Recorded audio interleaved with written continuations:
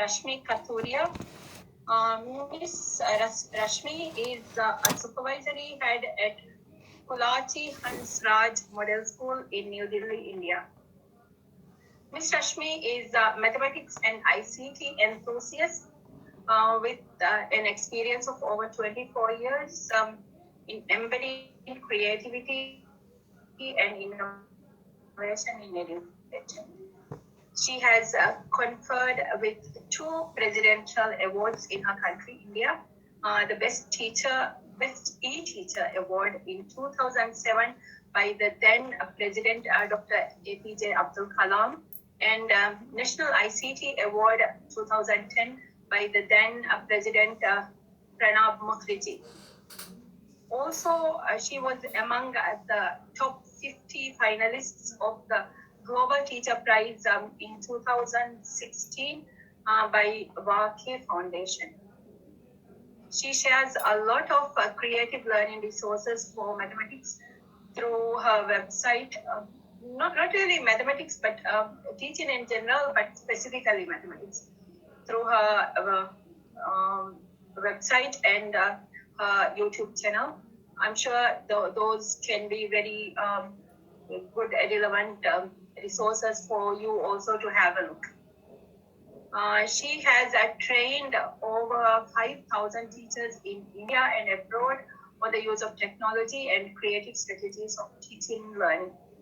Rashmi is also working as a lead teacher in international projects related to environment, entrepreneurship, and technology integration. That's a very little bit about Rashmi. I know Rashmi, there is a lot more to talk about Rashmi, especially with regard to technology, but for the time being, I think we have to let her speak. So over to you, Rashmi.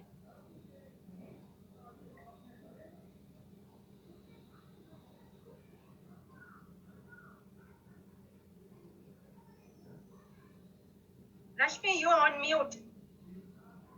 Thank you, Shahuda, for giving me an opportunity to come to Maldives in a virtual way and connect with lots and lots of teachers, because as a teacher, I believe it's my dream to empower teachers. And I really feel happy to interact with teachers. No doubt I'm a maths teacher. God has made me a maths teacher, but through mathematics, we can reach to different lives. I really appreciate the talk by Mr. Ismail, and I've taken few good points from him, and that will be a learning experience, because I truly agree that pedagogy and assessment, they go hand in hand. He took an example in his talk about whom you are working as a teacher is important. That's our learner, that's our society, that's our future. And future is the present. We have to live in present. And Mr. Ismail, you mentioned about how a ruler works or how an instrument works. That was an incredible example. But when we use a ruler and an instrument, it helps us in designing and creating our own instruments. And that's the way towards education and taking education to another level. So my dear friends, today I would be sharing with you about creative pedagogy and assessment in an online environment. We all are teaching and learning together in an online environment and exploring and finding interesting things each and every day. For me as a maths teacher, life is like an equation, and we all need to learn how to solve it. We may use any method, any variables, any degree, any whatever is given to us. Those will be the challenges, and we have to overcome all these challenges together in this journey. Now, you all must have read about this. What is pedagogy? That means you are talking about practice of teaching, that is basically academic subject or a theoretical concept. But for me, it's an art and science of teaching and learning. My dear friends, pedagogy in an online environment is entirely a different journey. And we need to think about all the types of learners which come in our classroom.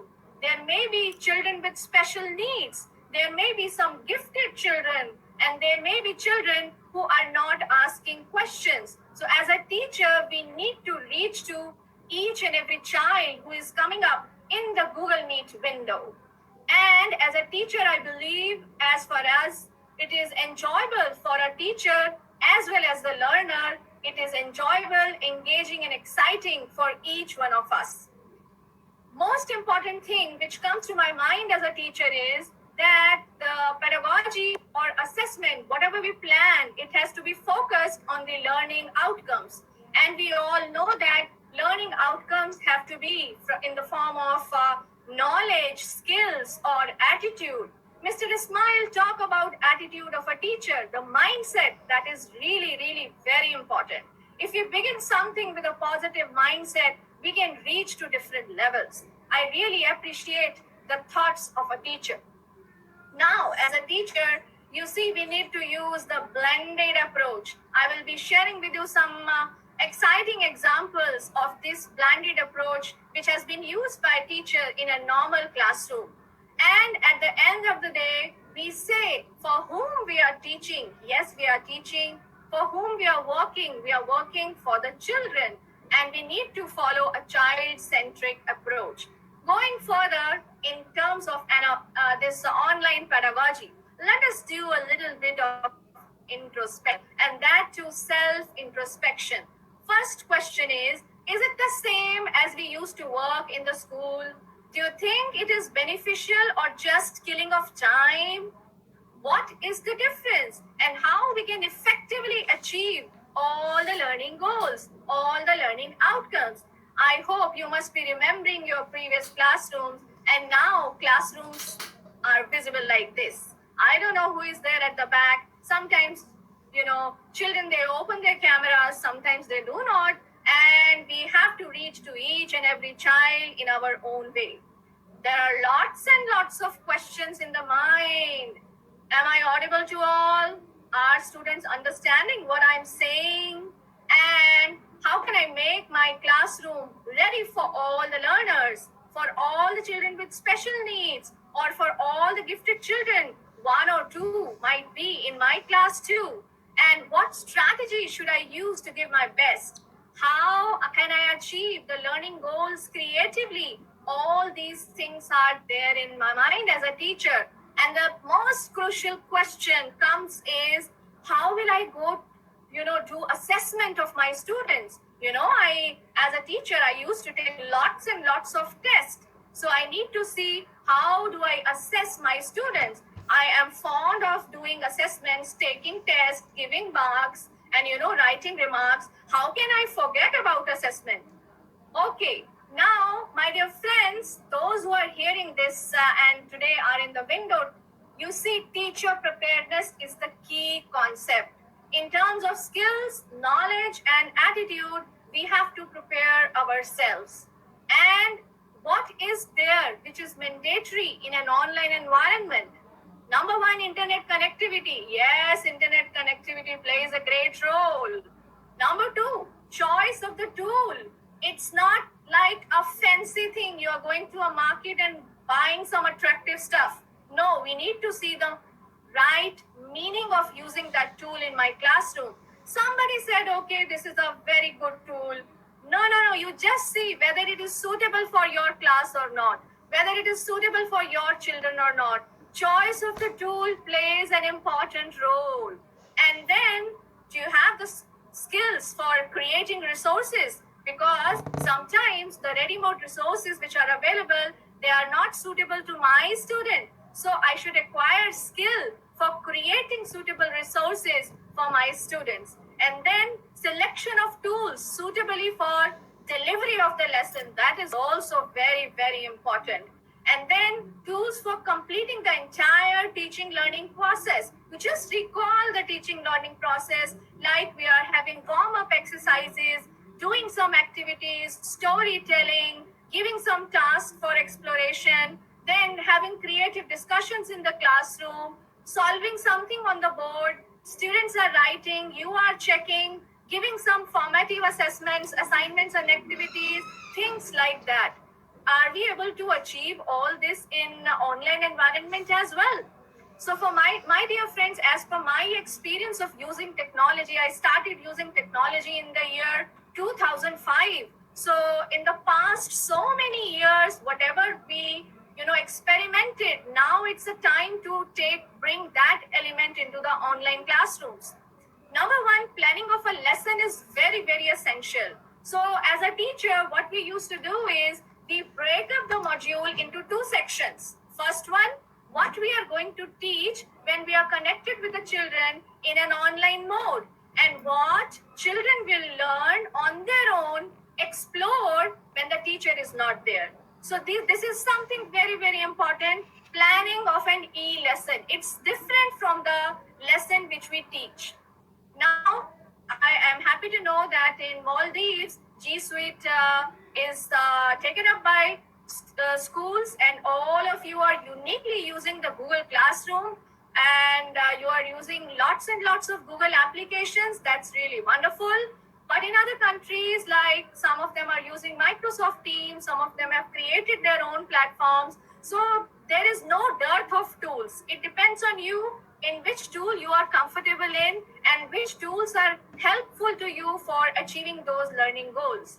And when you are taking up your online classes, child's participation also play a great role. So I've listed here lots and lots of words which are there in our online classrooms. You have done a lot of work in resource creation, delivery of the content, and assessment.